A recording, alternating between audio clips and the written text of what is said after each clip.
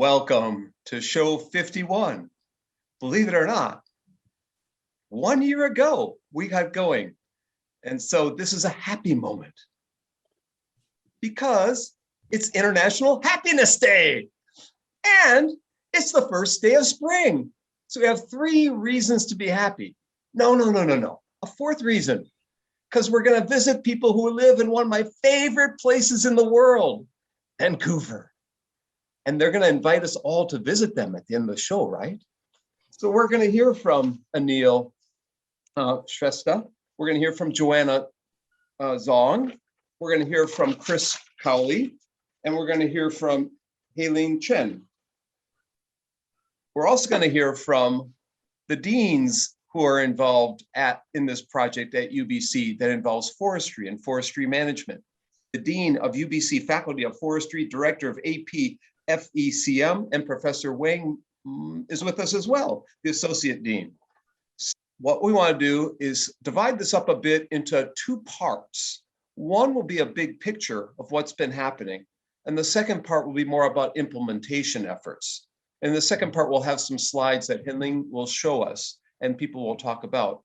But first, we'd like to get Professor Wang and John to introduce what's been going on, why this initiative has taken off around the world, who's involved in terms of the partnerships, and whether or not the global collaboration efforts that have taken place and have been underway in this project can be replicated in some ways. What can people learn from this project and maybe in turn utilize to help their networks spring and grow around the world? This is the 4th or 5th show that we've done in terms of the environment. And we all have learned about environmental and forestry related issues in North America and in Australia and other parts of the world during the past year, the fires in California being hot in our memories. So John, you want to take us into the project a bit. How did this get started? What has transpired? And what benefits from this project can we all learn from it?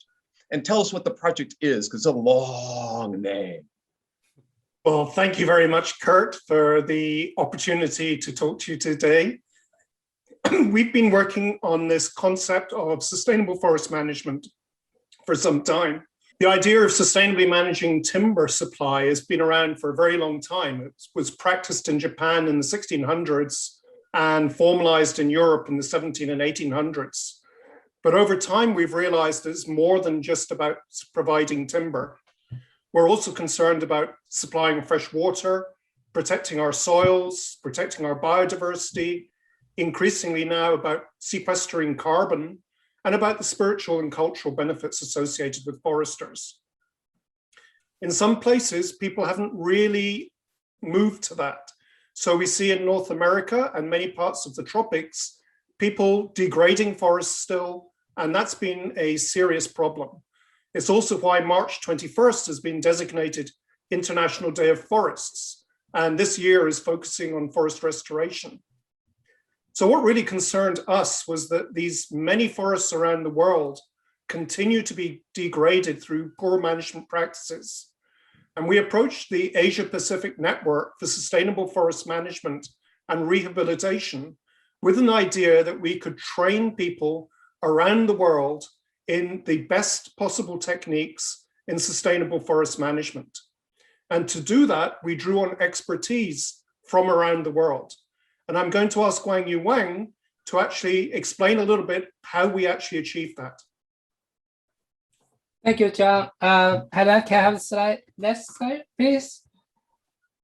Yeah, John just mentioned about the background. So we have the network called Asia Pacific Forestry Education Network. This network was formed by all the universities in the Asia Pacific region. They have the forestry school. So in the first meeting, the dean's meeting, so all the dean in the Asia Pacific region, they have proposed to say whatever we can have, like they propose some courses that can be used for the Asia Pacific region. So UBC was a lead faculty, and also we had the Beijing Forestry University, University of Melbourne, University of the UBLB from Philippines, also UBC CDLT. It's our Center for Teaching and Learning Technology. So we had a sponsorship from APMNet, just John mentioned, the Asia Pacific Network for Sustainable Forest Management and Rehabilitation. Next.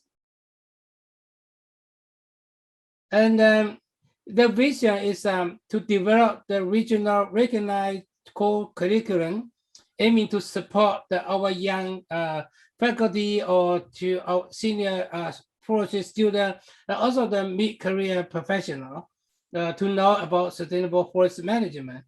So we invite the professor, the key professor, and we can say the famous professor in the Asia Pacific Basin to give to provide the expertise for give those kind of courses. Next, Adam.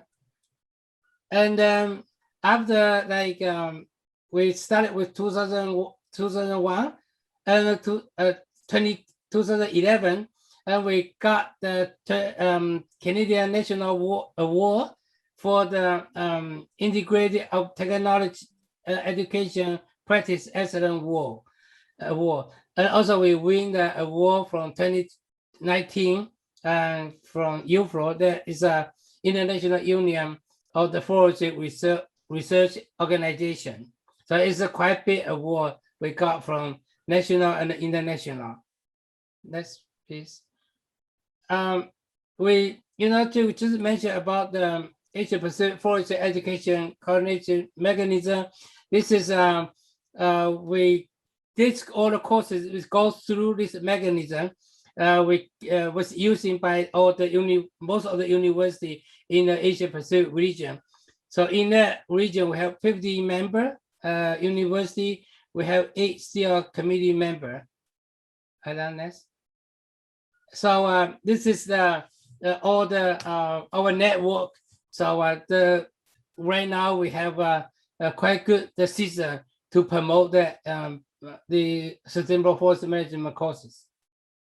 So first of all, Chris or Young, do you want to jump in here? Yes, I have a question. I think that there's a lot of misconceptions about forestry. Some people obviously view forests as just something to be looted. Some people view forests as something that, why would you manage a forest? You just leave it alone. It's the opposite of being looted. You ignore the forest other than using it as a place to go and appreciate. And yet management is important, as you know, for the forest to really reach its full potential. So I'm thinking that your program is teaching knowledge and skills that are related to forestry management. But I'm also wondering if you're teaching outreach to help people lose their misconceptions about forests and understand that even if they never go into a forest, even if they could care less about forests, their lifestyle is threatened if forests are not managed well. So I'm curious about how you handle sort of the outreach part of helping people manage forests. Chris, that's a really important point, and it's one that troubles us all the time. It's something that we are trying to resolve in the forestry community as a whole. And there have been a number of important initiatives raised to try and directly reach the general public about the importance of forests. You're quite right, forests in many places need to be managed, and that's because they've already been severely altered by humans. Forests will survive on their own, and they can do, but unfortunately, most forests in North America, Europe, and increasingly in other parts of the world have been altered by people for thousands of years. If we just leave them now, they will get into a state where they are prone to major disasters, and that affects everybody. Last summer, we were choking on smoke from Oregon, where you are now. It was your fires that were causing us problems in Vancouver. And we see the same thing in other parts of the world. Smoke from Australian fires reached Chile and South America because of the wind systems. So we're all impacted by the way that we manage our forests in different parts of the world. It really is an important thing, though, to get the message out to the public in general, how important our forests are, what role they play, and how we need to protect them and manage them efficiently. Did those outreach efforts change over the past few years, and in particular during the pandemic? I'm seeing when I've talked to your people in your department for the last few months, and I'm hearing increasingly things moving to online and blended forms of courses. So how are things shifting in terms of the outreach and in terms of the project as a whole? Well, again, that's a really interesting question, because I would say that it was the pandemic that really brought this project to the fore, because we had been working on the development of these courses for some time. We had a number finished. And then in February and March last year, when many universities around the world had to pivot to online teaching, they were really left suddenly, how do we do this? What do we do? Well-resourced universities were able to change, and UBC, for example, pivoted within the space of 3 days from face-to-face to online. But in places like Myanmar or Cambodia, many parts of China, they just did not have the resources to do that. And so they started using our courses and delivering our courses. So we had them on the shelf, they were ready to go. And it really brought attention to the importance of having high quality courses available in a way that can be used in other universities around the world. By the way, John, just a quick question. Are all your courses translated into different languages? No, they're not. They are all in English only. Okay, thank you. And it seems like there's a heavy emphasis, at least early on, in self-directed forms of learning and the utilization of open courseware and open educational resources. Why the heavy emphasis on OER? Is that something you specifically wrote into a grant and got money for, or is something that evolved over time? It was the original idea. And when we started developing these courses, there were no such things as MOOCs. MOOCs actually were invented and developed after we started. We were struggling a little bit because we didn't really have a good business model for this. And I think MOOCs have since suffered from exactly the same problem. The advantage we had was having a good sponsor who basically paid us to develop the work, and then we could make it freely available. Whereas for many universities developing MOOCs, they had to try and recoup their costs somehow. And that's proven very, very difficult. So the emphasis initially was someone could take a course and basically run through it completely in their own time with no supervision.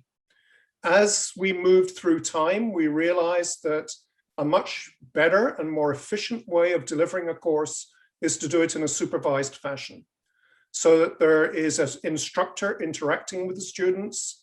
They can set weekly assignments. They can provide reassurance to students. They can help answer questions. And so we have moved away from just making something completely passive to a much more interactive model. This reminds me, go ahead, Chris. Well, I also think it's interesting how technologies are enabling kinds of outreach that just were not possible before.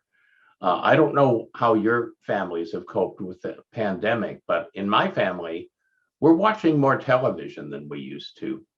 And because most of the stuff on television is garbage, we're watching a lot of documentaries of different kinds. And I have been amazed by how those documentaries have changed in the last 5 years. They've got drones that can go to places that people could never go. They've got night cameras where they can look in the infrared spectrum and see all sorts of things. They have very powerful lenses that can put you right in a bird's face when clearly the bird would be long gone if they were even aware that a person was there. They're very compelling. And I also, myself and my colleagues at Harvard build curricula for elementary and middle school students where we create virtual ecosystems. And just like an internet game, the kids go into the ecosystem, except that they play the role of an ecosystem scientist. For the elementary school students, we have a system that's a forest that evolves over time. Beavers come in as a keystone species. They create a pond that changes the trees, that changes who lives in the trees.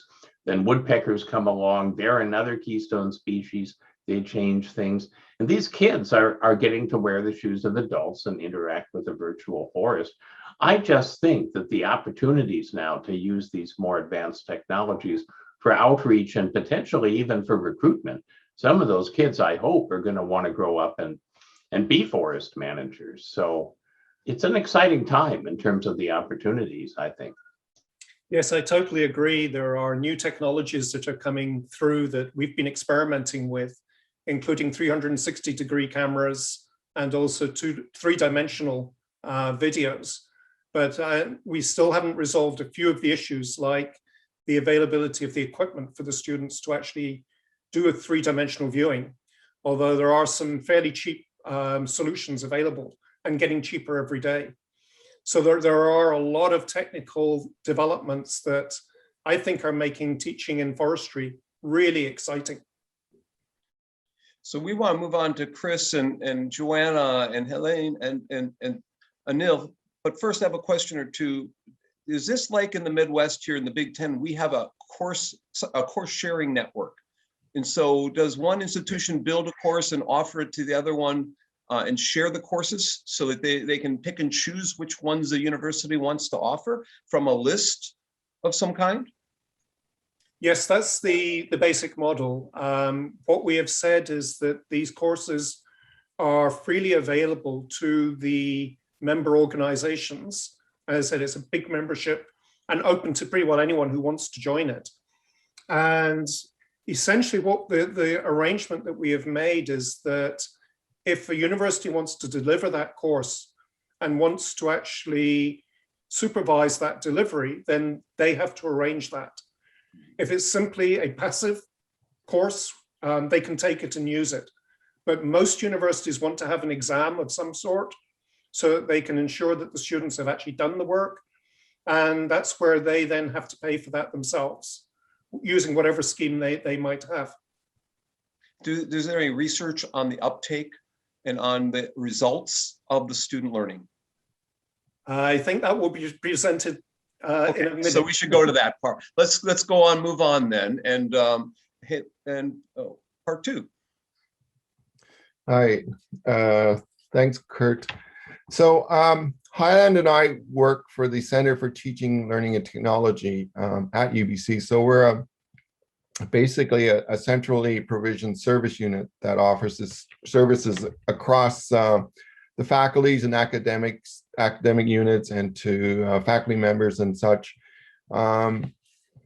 We've this building I'm showing you is the old library, and it's surrounded by the new complex learning commons, and one of our main offices is there.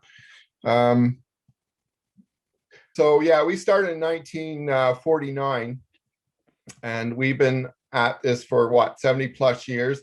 Faculty of Forestry got involved in distance learning in about 1985. That's the earliest I could find, but I have a feeling that they were involved earlier. In 2000, we shifted to online distance education, and that was with WebCT. I think people are probably familiar with WebCT. That's kind of morphed into Blackboard and some of these other learning management systems. I don't know the latest variation. And that was also with under Dr. Tony Bates, who was leading our department at the time. And I think anybody involved in distance learning, online learning is aware of Tony Bates taking that leadership role. And then in 2013, UBC got involved in MOOCs. And as John said, this project actually predated it. I think I had my first meetings with John and Guang Yu in 2012, and my career has never been the same since. That's a very, very happy thing to say.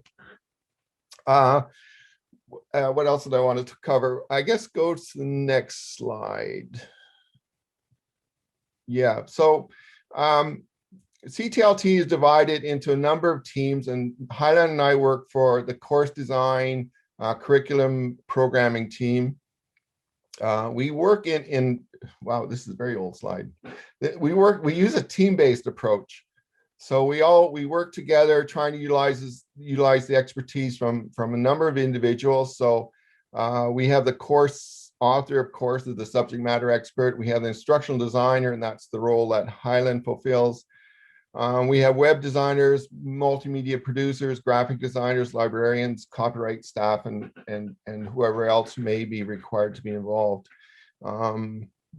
I don't want to say too much more. I'm going to turn it over to Highland in a minute, but I do want to stress the role of that instructional designer in this project, where it was multinational, it was multi-universities involved, there are multi-languages involved, there are multiple educational approaches involved, and I think part of the challenge of this project was pulling all that together into a tidy package, a high quality, well-designed program and package of courses. And I think it's a very creative position. It's a lot of problem solving. It's a lot of communicating and keeping channels open. And I think the last thing I want to say about that role is the long-term role. I think, you know, Highland's been involved in this project for years now. There's very strong relations between Anil and Joanna and Guang Yu, John, myself, and other people involved. And I think that helps make for a lot of efficiencies and helps move the program ahead. So I will turn it over to Highland, who will give you a lot more details about the nuts and bolts of the project. So for the development of courses, actually two phases of the course development. In phase one, actually, we have 4 universities from 4 countries. And at the first stage, 5 self-directed online learning courses is targeted to develop. So the concept is trying to make the course content as open education resources. And then the overall goal of the first phase is trying to create a program leading to a credential degree in the forestry. And then in phase 2, that's starting back in 2018, and on top of the first 4 universities, one of the universities from US joined the effort as well. So the phase 2 targeting have 9 new online distance courses developed. And in phase 2, the main focus is trying to still keep the content as open education resources and then add graded assessment, try to make the program as a certificate program, and trying to overall, the goal is trying to build the foundation for the future master program, try to be implemented by the participating universities.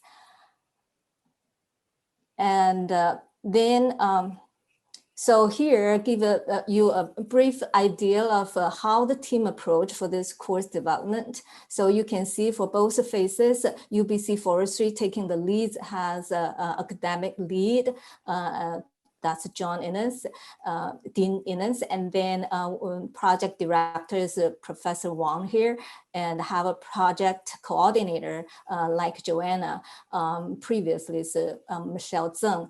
And then you can see at participating universities, they have lead professors for each of the courses, and they might have some co-authors together working with their courses, and then they have people to support their development of the courses.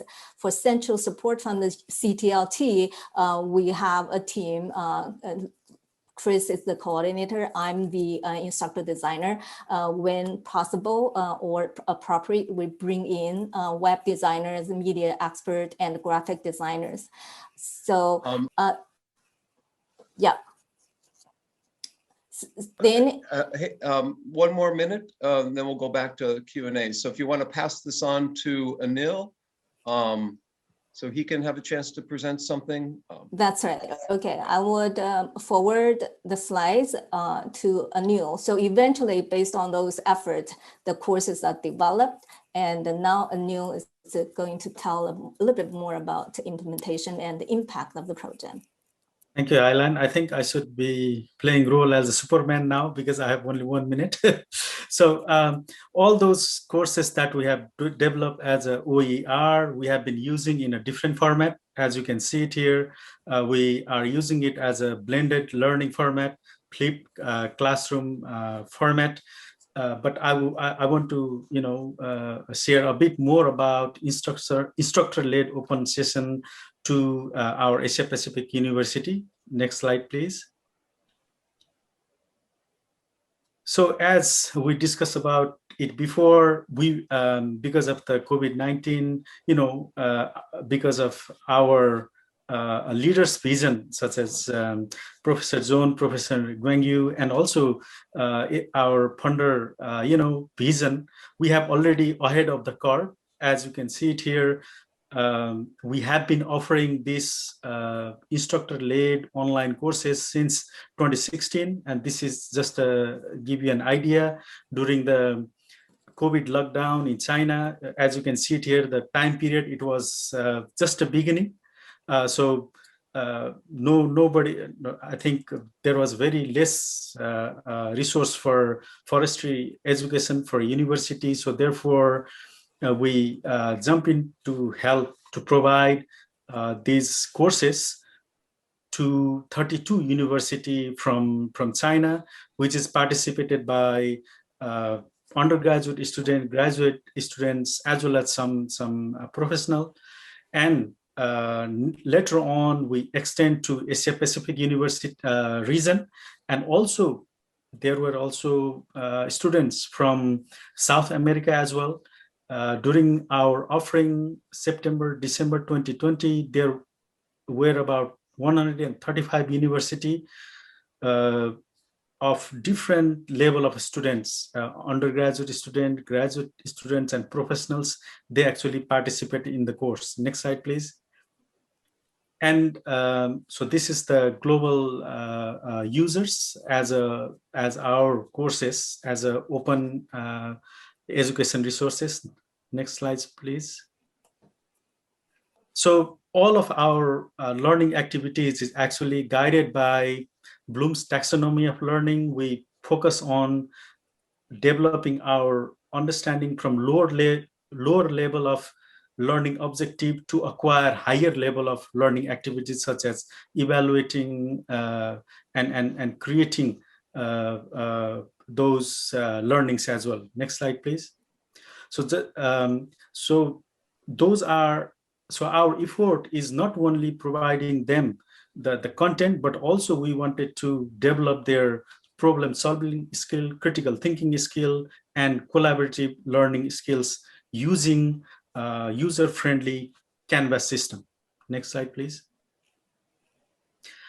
These are some of the examples how our learning activities is collaborative and reflective, like for example, in discussion question and thought-provoking question, we provided some question because those students, they are from different part of the world.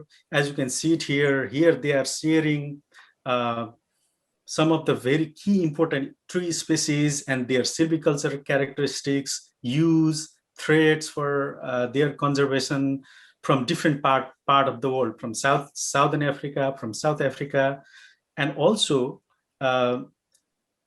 in the very small place here, evolution of sustainable forest management. So we posed those courses, and students, they came up with the answer about the evolution of sustainable forest management in China, Indonesia, Myanmar, Nepal, Vietnam. So this provide a very beyond the boundary kind of collaborative learning. And apart from that, we also provided them open access manuscript.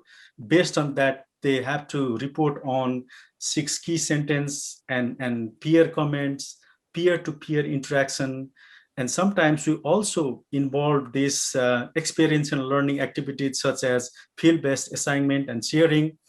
And at the end, like such as the group poster, what they do is, like for example, in this example, they learn about criterion indicator of sustainable forest management, and they actually apply those learning and evaluate some countries' sustainable forest management status from different part of the world. Okay, and Neil, we'll probably have to stop at this point and flip us back to the conversation. I hope unless there's something critical to present, I think we want to switch us back. Thank you for doing that. All of you walking us through all that. We've got a question from the chat. Punya's posted this question. Do students receive course credits from their home universities or from UBC? From their home university. So I have a question for you. Since this is like a network, you have so many different universities, and I don't know, of course, forest management, but I know in education, we have different perspectives. I'm sure there are different theories, different perspectives, different facts, different philosophies. How do you agree upon what should go into that course? How do you always agree, or have? This is very important for managing global networks. So how do you do that? I think I can maybe help with that question. Forestry is a professional subject area, and there is broad international agreement on what constitutes good forest management. There are sustainable forest management principles that have been developed globally and have been implemented regionally and locally. Within each country, there has been increasing emphasis on the competencies that are expected of graduates, and probably Canada is the most advanced in doing that. The US is also pretty advanced. Europe, surprisingly, is a long way behind. So what we have focused on is the competencies that are expected of a student coming out of a particular course. Can they actually do this part of forestry?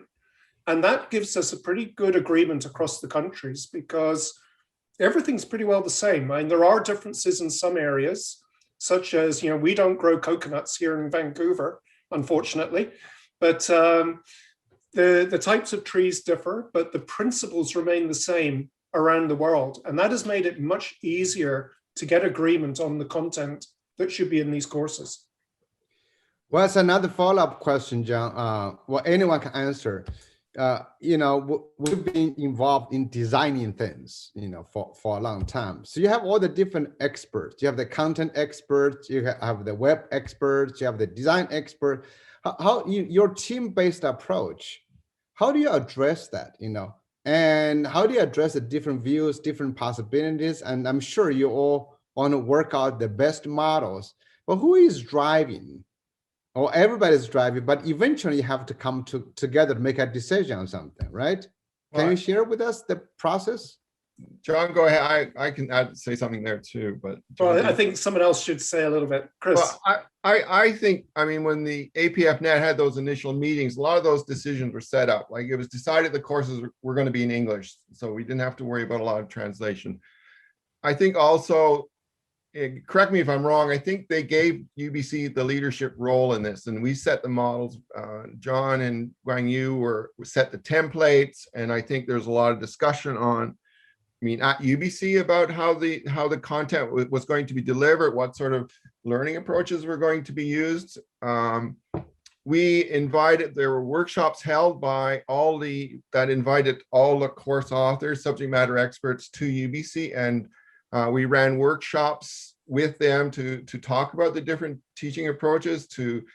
We had curriculum experts trying to sort of make sure that the courses didn't overlap and cover the same material, so they all complemented each other.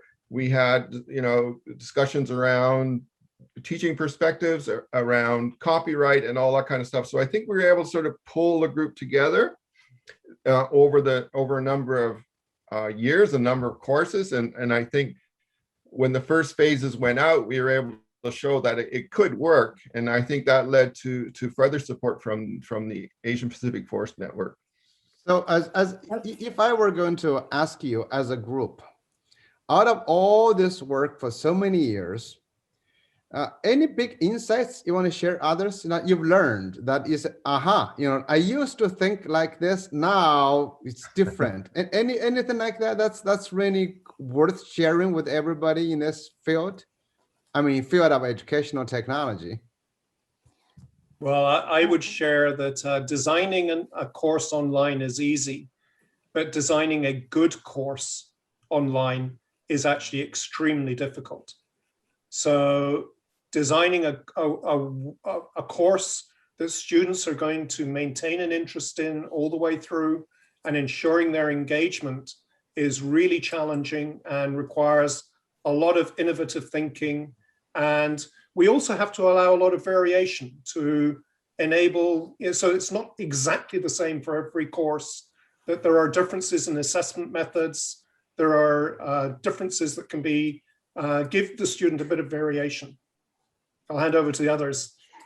Yeah, probably I comment a little bit on that as well. So as instructional designer, it's really challenging actually try to help the instructors because UBC is trying to kind of encouraging faculty members, instructors to implement active learning in their courses. And because of the different diversity background of these professors coming from different culture and different learning models back in their home country, and then it's pretty challenging to help some of the instructors try to implement active learning in their along the way, try to kind of prompt them to thinking about different approaches to make it more engaging, more using more authentic type of assessment to try to implement in that. So some courses originally the profs has a very kind of pretty kind of embrace this type of approach of active learning. But at the beginning, some of the profs or from some of the universities kind of do not know how to do that. So that's why as instructor designer, we try to guide them, provide the templates, the course templates, as well as content templates, as well as assessment templates, and along the way, back and forth, this type of communication with them and prompt them to thinking about more active learning strategies for their courses. Yeah, it's a challenge. Well, that seemed to be what Anil was getting at. And when I was cutting him off there, he was showing some of the reflective activities, some of the collaborative activities and so forth. So it sounds like you have some templates for creating interactivities and engaging activities that you're utilizing. One of the questions in our chat window relates to that. And that is, Punya's written in here, what kinds of changes or evolution has occurred either of content or of pedagogy over time as you expand the content into different regions, different countries, different contexts? How has the pedagogy or instructional design evolved with that? Anyone want to comment? Maybe like in technology side, Highland can add on. Actually, I would like to add on more on pedagogy aspect. Actually, for instance, for instance, like John's course, she's using the six sentence argument for critical thinking for his courses. For Guan Yu and the news courses, they use try to get the student to do the research, and then we have help them along the way try to design the step-by-step kind of scaffolding type of milestone activities for that. And some of the instructors, for instance, from Philippines, they try to implement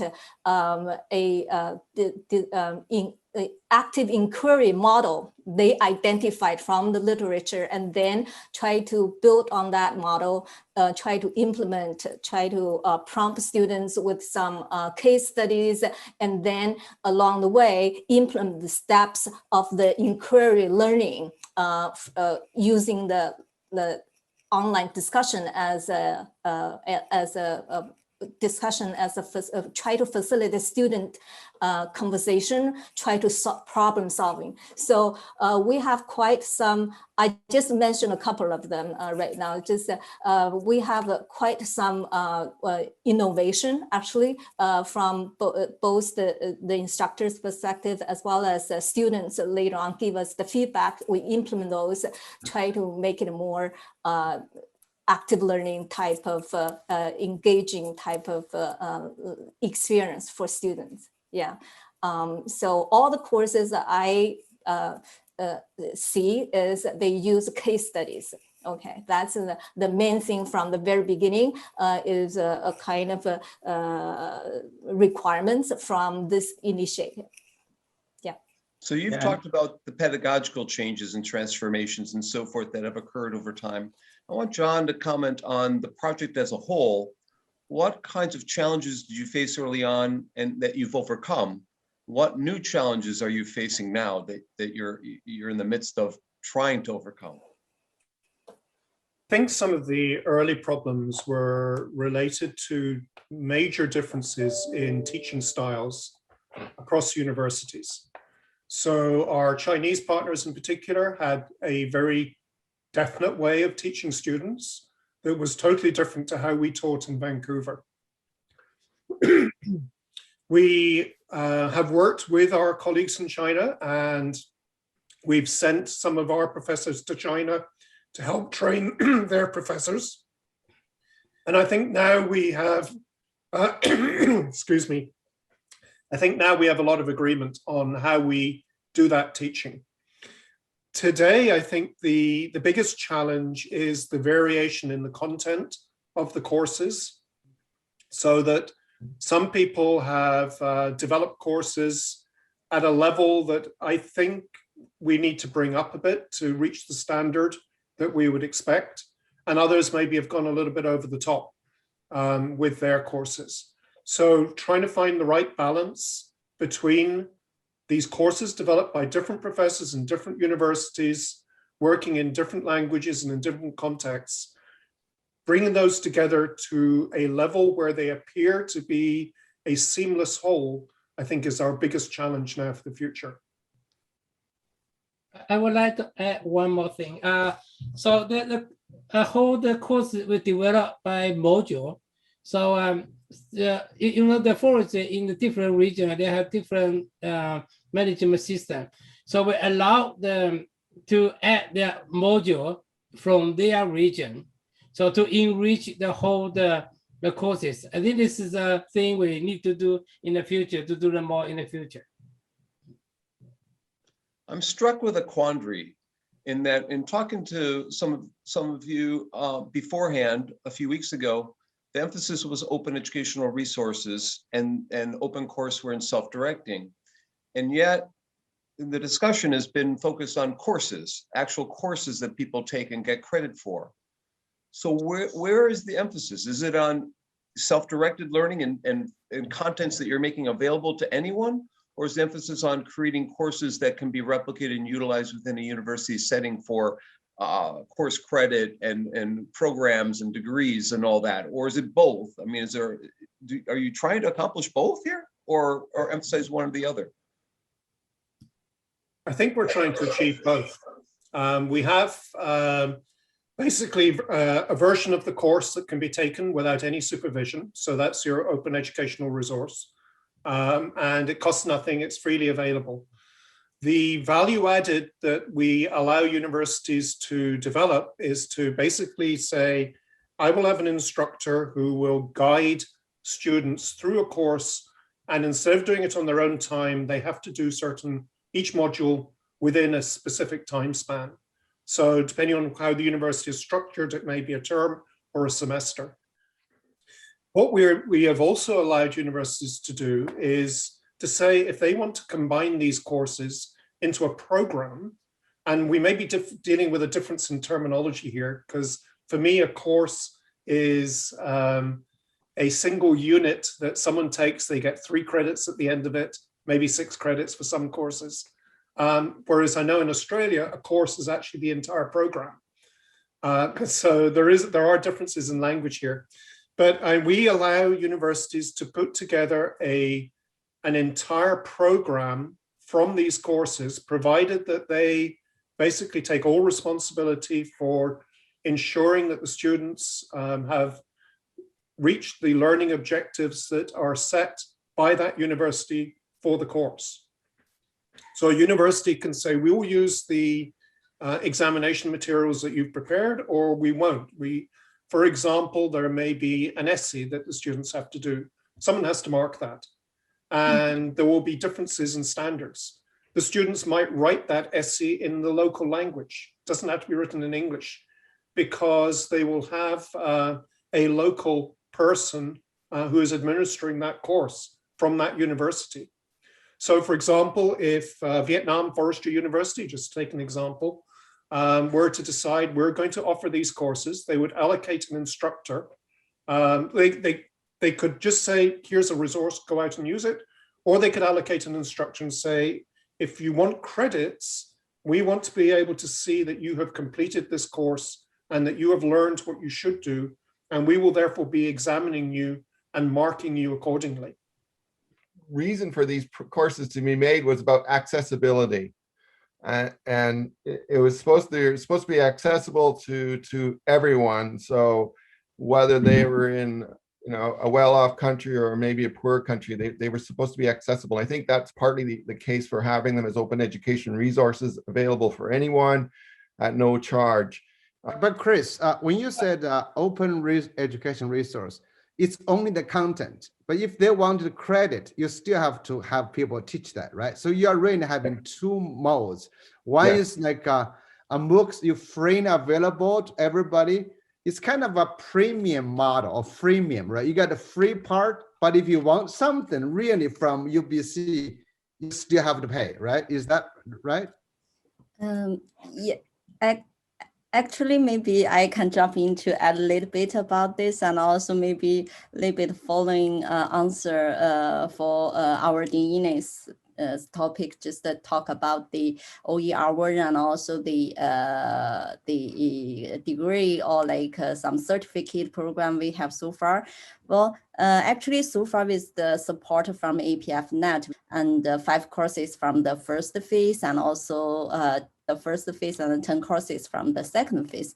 For sure, we are also planning for the third phase, and where I think more award-winning courses will be created. Well, so far, all these courses we have been incorporated in the Canvas system, which is also the famous and also the user-friendly learning management system. And good news here that actually graduate certificate program, I think named in the forest management and conservation, has been launched by UBC Faculty of Forestry based on these online courses. And I think so far we have already received many registers from all over the world, and we will start to offer this program, I think, since this September. And also we are also making the efforts to develop some online-based master programs based on this like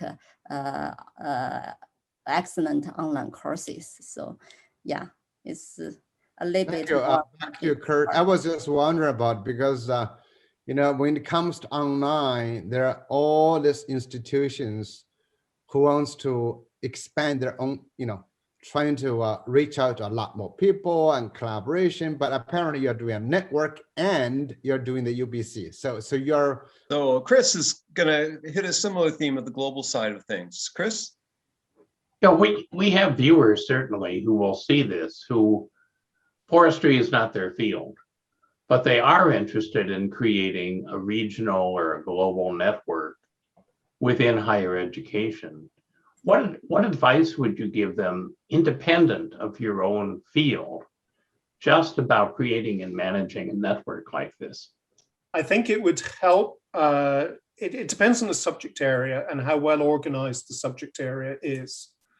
So, for example, with our network, what really helped was having a funding agency that was initially created by China, Australia, and the USA that basically had money to invest in good projects. Because it's forests and forest rehabilitation, it's a subject area that's of a lot of significance to politicians. And so the funding has continued. It's also, I think, important that forestry has a very strong network of scientists and universities around the world through the International Union of Forest Research Organizations. And there is a lot of linkages that exist because of that. So it's actually easy to network with pretty well every single forestry university around the world. I doubt if I could list them all right now, but I could probably list 75% of them. And it's a lot more difficult to do that with English or with chemistry or physics or education or any of those other subjects. I don't think they are as well organized across the countries. So I think we have a lot of advantages in building those networks. The other thing I would say is a big advantage is that UBC came into this from a very strong position. We were financially sound, we could take risks, we could afford to basically share information for free at the start of the programs. So many other universities, particularly forestry universities and forestry programs, were struggling when we set out. And we've been very fortunate. We haven't struggled. We've been able to take these risks, and that has enabled us to be very altruistic over much of the program so far. But the accountants are now banging on the door, and that's why we're beginning to say, okay, we'll put together a program, but people will have to pay to get credits from UBC to actually do that. If it was Faculty of Forestry, we'd probably do it for free. And are you collecting research data related to this project? And if you are, or if you're not, would you be open to having my students do some research on this? I think that's our next step. So actually try to make sure the quality of these course development. When we design the courses, implement that ADDIE model in the course development after the completion of the development of each courses. Before it's launching or kind of implement, we have a procedure there, do self and peer review using the QM quality standard for online course design. Actually, in the phase 1, we used a in-house quality checklist, kind of modify that. And then in the phase 2, we specifically wanted, because it's a really fully online and with full-fledged assessment pieces. And then we are now in the phase 2 is the peer and the self-review from subject matter experts as well as instructors, and later on instructor designers. Our team is going to do the self and peer review. It's underway. And then for each of the launching or the running of the pilot running for the courses, Anil is leading for those volume running. For each of the offering, actually, we have post-course surveys, try to get student feedback. And then definitely, well, then for the phase 2, the new courses, probably that's the planning to be launched in September, right? So that's probably, well, then Dean John, and probably later on down the road, we are going to put our heads together, try to follow up with some probably course by course target the type of research teaching research maybe, or subject matter, whatever the type of research that Dean John would like to go for that. And then CTLT here is going to support that. And then we are.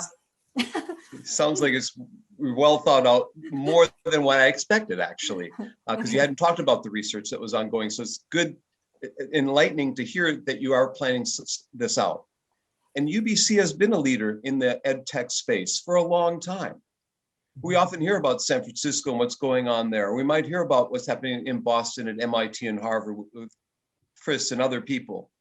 But it's in the other places of the world, Denver, Minneapolis, and Vancouver, which were the online learning hotbeds or hubs 20, 25 years ago. There was a lot happening there, in Madison and various other places around the country. And Vancouver in particular has been a shining light. And so I'm really glad that we had a chance to hear from you and hear about the project that's been underway for quite a long time, much longer than I had thought it's been going on. So I wish you well in the future and the future directions with the project. And I welcome you to come in and tell us and then update us as to the progress that you're making. I want to introduce briefly our number 52, episode 52 next week. So looking forward to that. I hope you join us for it.